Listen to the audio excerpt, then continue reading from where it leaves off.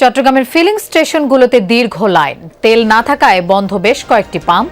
চাহিদার তুলনায় সরবরাহ কম বলছেন পাম্প মালিকরা। ঈদের ছুটি শেষে পরিবার পরিজন নিয়ে বন্দর নগরীতে ফিরছে মানুষ। সব রুটে ট্রেনে যাত্রীদের চাপ, সবার মধ্যে কর্মস্থলে ফেরার তাড়া।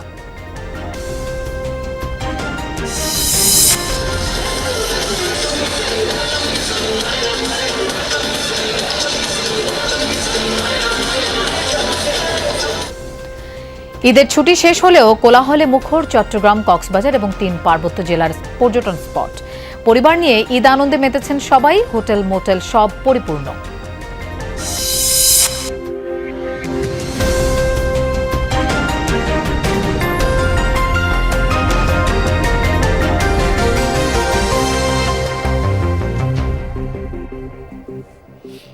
এতক্ষণ শিরোনাম দেখছিলেন, আপনাদের সঙ্গে থাকছি আমি মৌসুমী আহমেদ লোপা।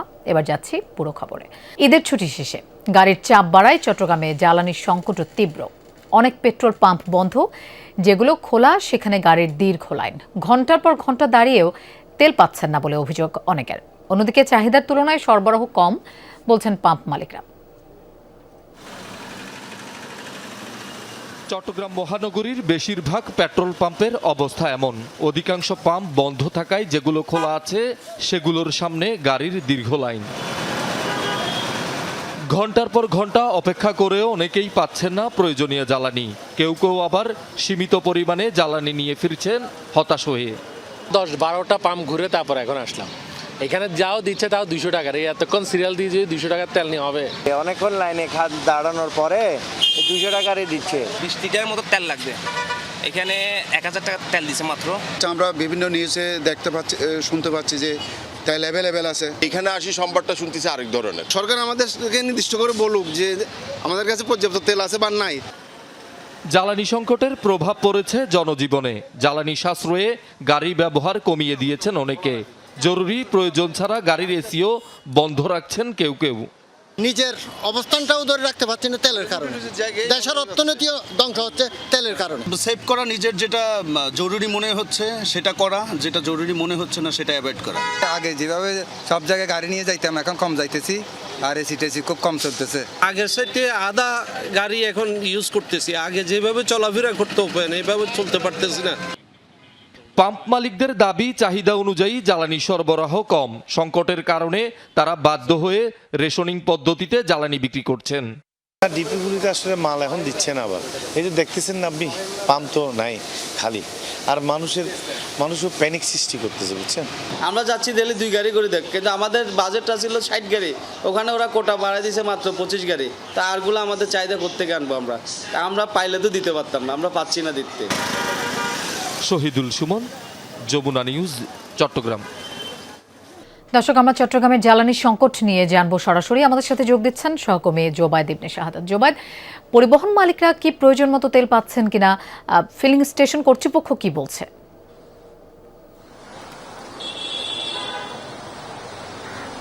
লোপা, পরিবহন যেগুলো আছে, গণপরিবহন যেগুলো দূরপাল্লার, সেগুলোতে রেশনিং পদ্ধতিতে আবার তেল দেওয়া হচ্ছে। যেহেতু দীর্ঘ সময় ঈদের ছুটি ছিল, সেক্ষেত্রে তেলের একটা সংকট তৈরি হয়েছে। এবং আমার পিছনে যে দীর্ঘ সারি দেখতে পাচ্ছেন যানবাহন, এটাই চিত্রটা বলে দেয় যে আসলে তেলের জন্য সাধারণ জনগণ, মানে সেগুলো ব্যক্তিগত গাড়ি থেকে শুরু করে মোটরসাইকেল বা গণপরিবহন যেগুলো আছে, সবগুলোই কিন্তু বেশ দীর্ঘ সারিতে দাঁড়াতে হচ্ছে। এবং পরিবহন সংশ্লিষ্ট যারাই আছেন সবাই এক প্রকার কিন্তু দ্বিধাদ্বন্দ্বের মধ্যে আছেন। তেলটা তারা কেন এখনো ঠিক মতো পাচ্ছেন না।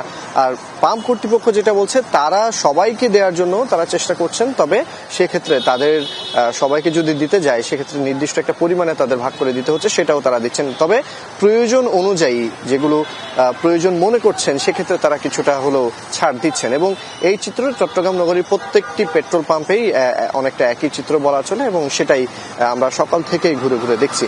সাধারণ যারা মানুষজন আছেন, তেল নিতে আসছেন, সেটা বাইকার হোক কিংবা ব্যক্তিগত যানবাহনের ড্রাইভার, সবাই এই যে তেলের সংকট, এটা নিয়ে বেশ তারা চিন্তিত। এবং অনেকে তো ক্ষোভও প্রকাশ করে বলছেন যে এমন সংকটের যে বিষয়টা, সেটা দ্রুত সমাধানের একটা পদক্ষেপ নেওয়া উচিত, যেহেতু তাদের জ্বালানির উপর নির্ভর করেই তাদের এই পুরো গাড়িগুলো চালাতে হয় বা তাদের জীবিকা নির্বাহ করতে হয়, তো সেই ক্ষেত্রে তারা বলছেন যত দ্রুত সম্ভব সরকারের একটা এই জায়গায় পদক্ষেপ নেওয়া দরকার।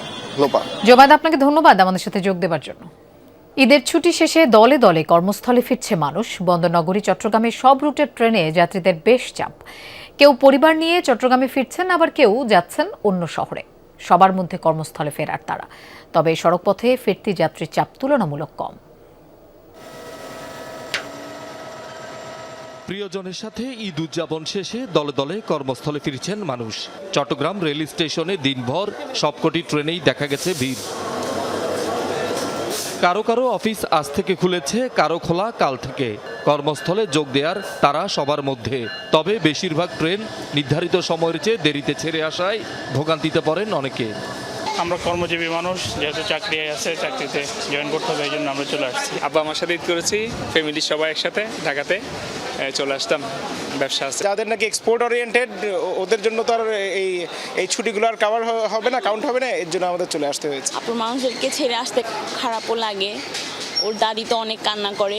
আমি বিদ্যুৎ সেক্টরে জব করি, তো ঈদের ছুটির পরে অতিরিক্ত ছুটি না নিয়ে জরুরি কাজ আছে, এজন্য আসলে ফিরে আসলাম। একটা প্রিপারেশন নিয়ে আসছি যে হয়তো রাইট টাইমে যেতে পারবো, বাট এই যে শিডিউল চেঞ্জ, এটা আসলে মানুষের জন্য অনেক বড় ভোগান্তি। সবাই যে ফিরছেন তা নয়, কেউ কেউ চট্টগ্রাম ছেড়েও যাচ্ছেন কর্মস্থলে। দেশের বিভিন্ন অঞ্চল থেকে ঈদ করতে চট্টগ্রাম এসেছিলেন তারা। বাড়িতে মেয়ে আছে, তারপর শ্বশুর শাশুড়ি আছে, মা আছে, ওদের সাথে ঈদ করতে পারি নাই, কারণ ঈদের পরে যাচ্ছি। টিকিট পাই নাই, ঈদের আগে যাওয়ার কথা ছিল কিন্তু যাইতে পারি নাই। টিকিট না পাইলে তো যাইতে পারবো না। আমাদের বাসায় যাচ্ছি, ওরা ওদের নানা বাসায় যাচ্ছে ঈদের পরে ছুটিতে। ট্রেন ছাড়তে এবং পৌঁছাতে দেরি হওয়ার ব্যাখ্যা দেন রেল কর্তৃপক্ষ। ওঠানামা আমাদের স্বাভাবিক যে সময়টা দেওয়া আছে, এই সময়ের যে ওঠানামা সম্ভব হচ্ছে না। আর প্রত্যেকটা যাত্রীর কাছে হলে যে অতিরিক্ত ব্যাগ এবং ব্যাগেজ রয়েছে, তো ওঠানামার সময় লাগতেছে। রেলপথের মতো সড়ক পথেও কর্মস্থলে ফিরছেন মানুষ, তবে চাপ তুলনামূলক কম। শহীদুল সুমন, যমুনা নিউজ, চট্টগ্রাম। ঈদের চতুর্থ দিনেও বিনোদনপ্রেমী মানুষের কোলাহলে মুখর চট্টগ্রাম, কক্সবাজার এবং 3 পার্বত্য জেলার সব পর্যটন স্পট।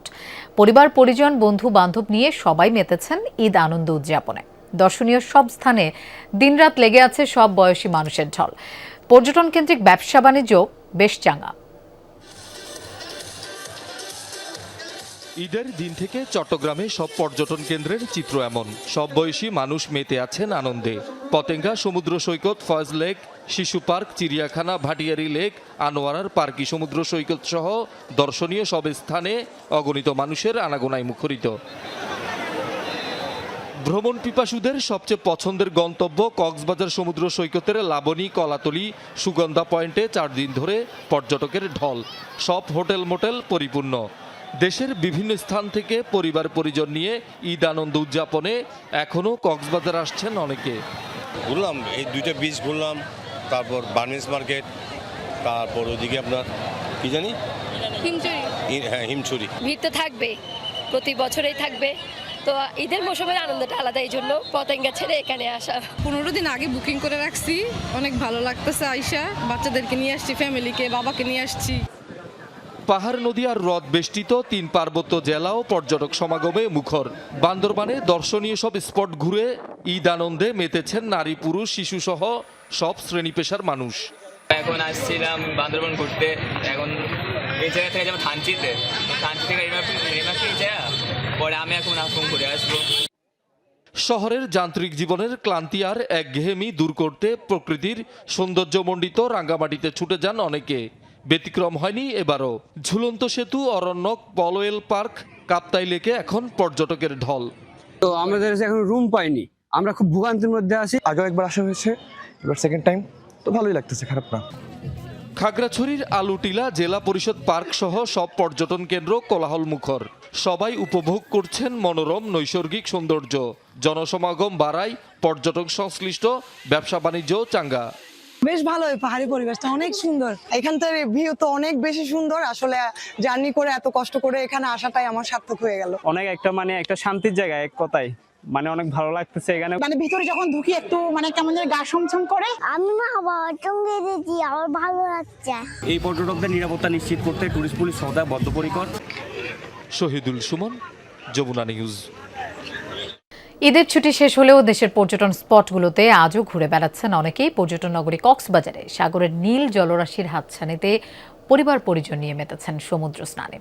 আমরা এই দৃশ্য দেখতে চাই এবং এ বিষয়ে আরও জানতে চাই সহকর্মী এহসান আল কুতুবের কাছ থেকে। এহসান, আপনি কোন স্পটে আছেন এই মুহূর্তে? ভ্রমণ পিপাসুদের আনাগোনা কেমন দেখছেন সেখানে?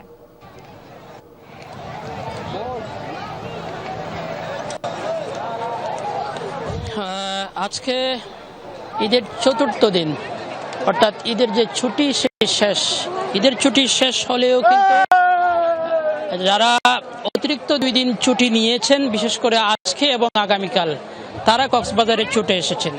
অর্থাৎ কক্সবাজারে যে পর্যটকরা ঈদের দিন থেকে যেভাবে তারা একে একে পরিবার পরিজন নিয়ে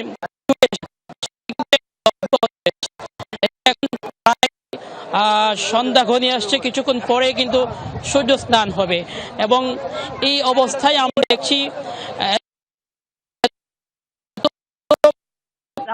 ঠাঁই নেই। অর্থাৎ যারা পর্যটক, তাদের তো একটা টার্গেট থাকে, তাদের একটা প্ল্যান থাকে, একটা পরিকল্পনা থাকে যে সারা বছর তো কোথাও তেমন যাওয়া হয় না। অর্থাৎ বিশেষ করে বাচ্চাদের স্কুল আর অফিস আদালতের কারণেই কিন্তু তেমন একটা কোথাও যাওয়ার সুযোগ থাকলেও যাওয়া হয় না। কিন্তু সেই জন্যই কোথাও যাওয়ার সুযোগ থাকলেও যাওয়া হয় না। কিন্তু সেই জন্যই কিন্তু প্রতি বছর ঈদের সময়, কুরবানের ঈদের সময়, এই দুটোই ঈদের সময় কিন্তু পর্যটকরা প্ল্যান করেন কক্সবাজারে বেড়াতে আসবেন। সেই দৃশ্যই আমরা দেখতে পাচ্ছি। এখানে যেসব পর্যটক এসেছেন, বিশেষ করে সমুদ্র সৈকতের পাশাপাশি তারা মেরিন ড্রাইভে ঘুরে বেড়াচ্ছেন, কেউ কেউ টেকনাফ যাচ্ছেন, হিমছড়ি যাচ্ছেন বা ইনানিতে যাচ্ছেন। যার যেখানে ইচ্ছে, যেখানেই ভালো লাগে সেখানে ছুটে চলছেন। এহসান, আপনাকে ধন্যবাদ আমাদের সাথে যোগ দেওয়ার জন্য। এখনো এমন কিছু পেশা আছে যা একেবারেই ব্যতিক্রম। এই পেশায় জড়িতদের চালচলনও ভিন্ন। তেমনই একজন চট্টগ্রাম মিরসরাইয়ের ইউসুফ আলী, যার পেশা হারিয়ে যাওয়া স্বর্ণ খুঁজে দেয়া। ডুগডুগি বাজিয়ে গ্রামগঞ্জে তার ঘুরে বেড়ানো মনে করিয়ে দেয় বহু বছরের সংস্কৃতির কথা। সাইদুর রশিদ ইভানের তোলা ছবিতে আলামিন শিকদারের রিপোর্ট।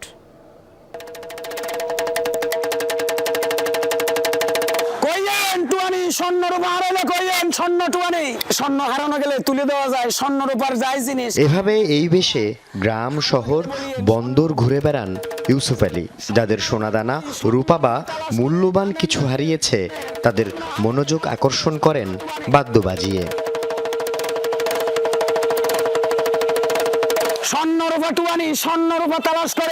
পায়ে হেঁটে পাড়ি দেন গ্রামের পর গ্রাম। তার হাঁকডাক শুনে এই পরিবারটি জানায় 6 মাস আগে কানের দুল হারিয়েছে পুকুরে। প্রতি আনা ওজনের জন্য 300 টাকা দেওয়ার প্রস্তাবে রাজি হয় ইউসুফ। এরপর পানিতে নেমে বিশেষ কৌশলে চলে তার স্বর্ণ সন্ধান অভিযান।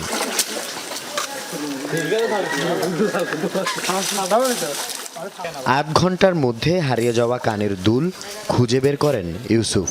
সাথে উঠে আসে কিছু খুচরা পয়সা। তবে সবাইকে অবাক করে তার সততা। জানান, একটি খুঁজতে গিয়ে পুকুরে পেয়েছেন 2টি কানের দুল। 22 বছরের পেশায় বহুবার এমন অভিজ্ঞতা হয়েছে বললেন ইউসুফ। কখনো পেয়েছেন পুরস্কার, কখনো জুটেছে লাঞ্ছনা।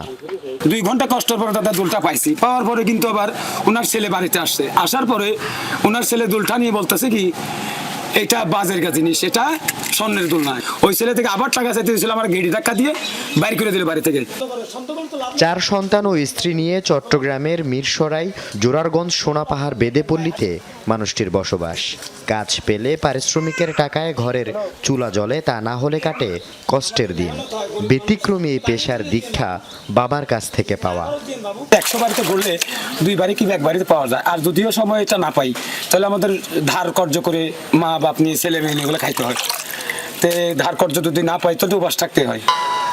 ইউসুফরা আছে বলেই এখনও হারিয়ে যাওয়া মূল্যবান সম্পদের সন্ধান মেলে সনাতনী কায়দায়। গ্রামে গঞ্জে এখনও দেখা মেলে পুরনো ঐতিহ্যের। পেশার ভিন্নতা আর বিশেষ দক্ষতা আলাদা নজর কাড়ে সবার। তাকে আনলাম, তো সে খোঁজাখুঁজি করার পর, অনেক কতক্ষণ খোঁজাখুঁজি করার পরে সে দুলটা পেয়েছে। ওর আশীর্বাদে আমরা পাই এতটুকুই। তাদের কিছু যে টাকা দিই, তারা খুশি হয়, আবারও আসে, মানুষের বাড়ি বাড়ি যায়। এভাবেই এ ঘর থেকে ও ঘর, এই ঘাট থেকে ও ঘাট, ঘুরে ঘুরে মানুষের মূল্যবান হারিয়ে যাওয়া জিনিস খুঁজে বেড়ায় ইউসুফ। যদি সন্ধান পায় তাহলে টাকা মেলে, অন্যথায় সারা দিন কাটাতে হয় অনাহারে অর্ধাহারে। ইউসুফের মতো এমন মানুষদের পাশে দাঁড়ানো উচিত সমাজের উচ্চবিত্ত মানুষদের। আল আমিন শিকদার, যমুনা নিউজ, মিরসরাই, চট্টগ্রাম। দর্শক, এই ছিল আজকে চট্টগ্রামের আয়োজনে। এতক্ষণ সাথে থাকার জন্য ধন্যবাদ সবাইকে।